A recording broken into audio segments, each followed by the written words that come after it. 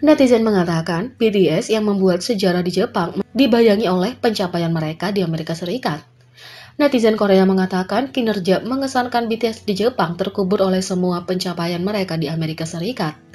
Menurut peringkat tahunan yang dirilis oleh pelacak musik Jepang Oricon pada 24 Desember, BTS menduduki puncak total penjualan berdasarkan artis, berdasarkan penjualan agregat album, DVD, streaming online, dan single online.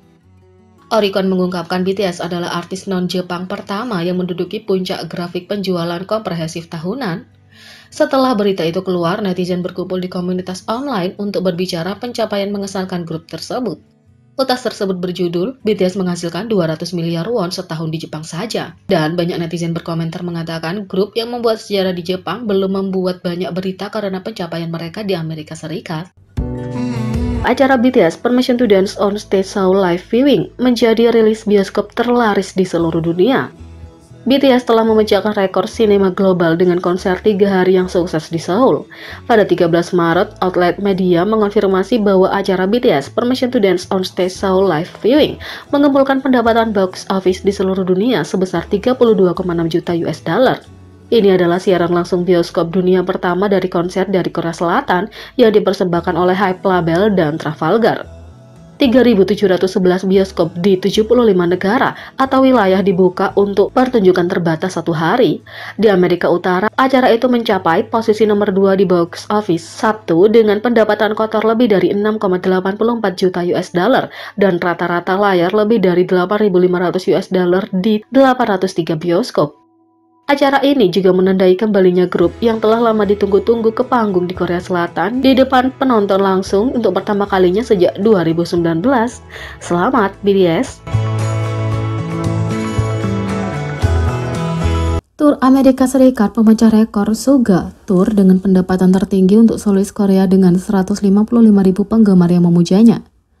Suga August Day Tour dinamai dari album solo pertama Suga, dimulai pada 26 April dan berakhir pada 17 Mei.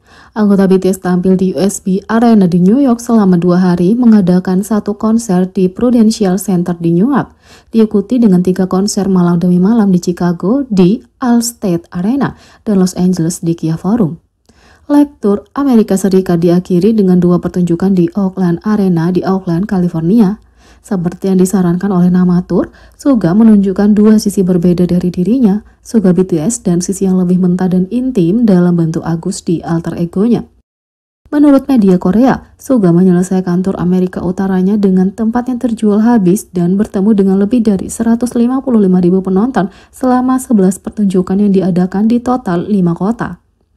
Segera, Suga yang belum pernah membawakan lagu solonya sebelumnya, para penggemar yang bepergian dari negara bagian yang jauh dan seringkali juga dari negara lain, punya kesempatan untuk menyaksikan spektrum yang luas dari kemampuan musik sang rapper saat ia memimpin mereka melewati semua tahap kehidupan dan karir. NMI memulai ulasan bintang 5 mereka tentang tur Suga dengan judul yang kuat dan menggambarkan konsernya sebagai pernyataan niat artistik yang menghentikan pertunjukan. Penulis tidak ragu bahwa anggota BTS ini dapat mengisi panggung sendiri dan memujinya karena menunjukkan keterampilan rap dan menyanyi serta memainkan alat musik.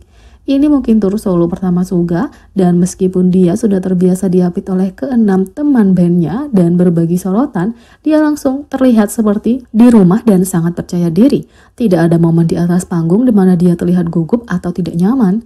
Ilgan Sport juga berbagi pendapat yang sama. Tidak berlebihan untuk mengatakan bahwa ketulusan Suga disampaikan. Meskipun itu bukan penampilan penuh BTS, pembukaan gedung konser hari itu sama panasnya, Suga mengisi panggung sendirian tanpa ada tamu di konser hari itu. Profesionalisme dan kedewasaan Suga sebagai seorang seniman terbukti seperti yang dijelaskan dalam ulasan Nilon. Dalam 3 tahun dia mengambil waktu di antara album, Suga berkembang sebagai penulis lagu dan produser, dan yang paling penting sebagai seorang musisi. Sebagai anggota pertama BTS yang memulai tur solo, dia tidak menyerah dengan tekanan untuk membuat acaranya sendiri. Sebaliknya, dia tumbuh subur, karismanya melimpah, bahkan ketika dia memulai momen musikalitas yang dipreteli. Dia membawa kemahiran seorang profesional sejati. Dia menyebut rangkaian lagu yang intim ini sebagai bagian lembut dari konser ini.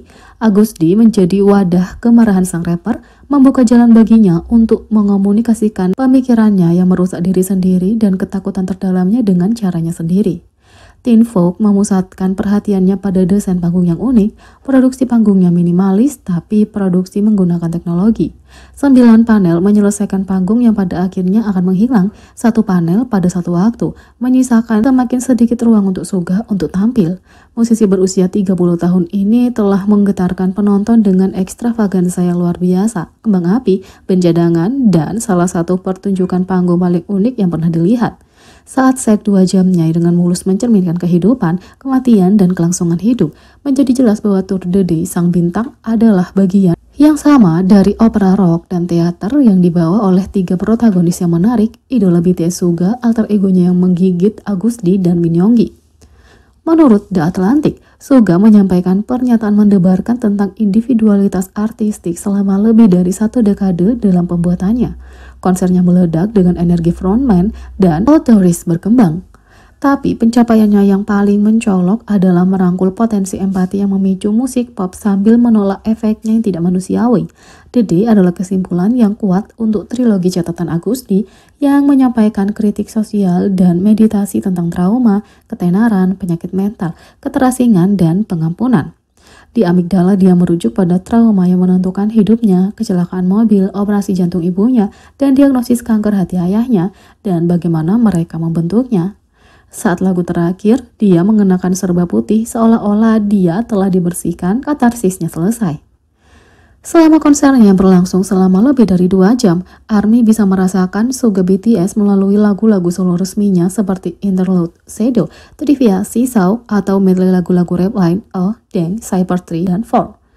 Dan Agus D bersama Decuita, Hegem, Give It To Me, Burn It, Snooze, dan track mixtape lainnya dimasukkan dalam setlist. Sementara itu, tamu kejutan Halsey dan Max menjadi cherry di atas selama tour yang sudah menjadi pengalaman yang mendebarkan dan tak terlupakan. Touring Data mengumumkan bahwa Suga mengukir sejarah sebagai solois Korea dengan konser berpenghasilan tertinggi di Amerika Serikat. Konser 2 malamnya di UBS Arena Belmont, New York dari 26 hingga 27 April menghasilkan pendapatan sebesar 5,94 juta US dollar, menghasilkan perkiraan 2,97 juta US dollar untuk setiap malam. Terlebih lagi, konser Suga di UBS Arena juga menjadi konser dengan pendapatan kotor tertinggi oleh artis K-pop di tempat itu melampaui Twice dan Seventeen. Dengan beberapa ulasan tur yang positif, rekor yang dipecahkan di album chart dan Billboard chart di seluruh dunia, sertifikasi emas di Jepang, 1,3 juta album terjual di Circle chart, dan skor solid 89 diterima di Metacritic untuk The Day, debut Suga yang tidak diragukan lagi dianggap berhasil. Spring Day BTS kini telah mencapai sesuatu di tangga lagu yang tidak dimiliki lagu lain. Meskipun ada lagu BTS lain yang punya lebih banyak penayangan di video musik mereka dan album lain yang menghasilkan lebih banyak penjualan, lagu mereka Spring Day akan selamanya punya tempat khusus di hati sebagian besar ARMY. Tapi satu hal yang dicapai oleh lagu ikonik yang tidak dimiliki orang lain adalah apa yang telah dicapainya di tangga musik Korea. Spring Day telah memecahkan rekor lebih dari 2 tahun lalu ketika pada Agustus 2019 diumumkan bahwa lagu itu telah menghabiskan 130 minggu berturut-turut di top 100 mingguan musik Melon Chart. Sementara ini telah melampaui oleh beberapa lagu lain, Spring Day masih memimpin.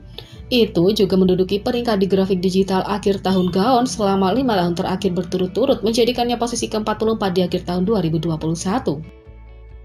Minggu ini bagaimanapun telah membawa tonggak lain untuk lagu yang tampaknya abadi ini dan tampaknya hampir mustahil untuk menjadi kenyataan.